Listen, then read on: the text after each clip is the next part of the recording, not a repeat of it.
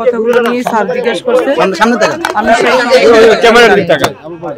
সম্প্রতি যে কথাগুলো উঠছিল সেই সম্পর্কে জিজ্ঞাসাবাদ করছে। আমি আসলে এই তথ্যগুলো কিছুই জানি না। কি প্রশ্ন জিজ্ঞেস করছে সে সম্পর্কে? এই যে প্রশ্নগুলো সাম্প্রতিককালে উঠছে ওটাই।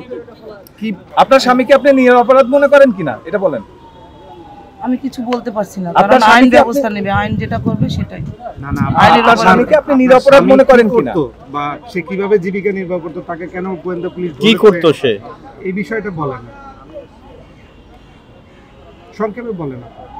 আমি তো বললাম যে সোশ্যাল মিডিয়ায় যেটা শোনা যাচ্ছে বা আপনি বলছিলেন যে এলিগেশনগুলো উঠছে, আপনারা তো জানেনই, সেই এলিগেশন ধরেই স্যার প্রশ্ন করছে। আমি বলতে পারি না কিছু। আপনি তো একজন নার্স না?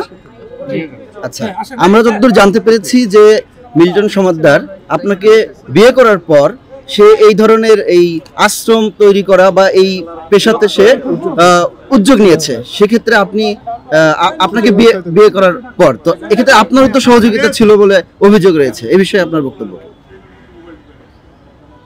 আমার কোনো বক্তব্য নেই। আপনি কি তাকে নির্দোষ মনে করেন? আমি সেটাও আমি বলতে পারবো না। আইন যেটা মনে করবে সেটা, আপনি শুধু আইনের দৃষ্টিকোণ থেকে যেটা। আচ্ছা,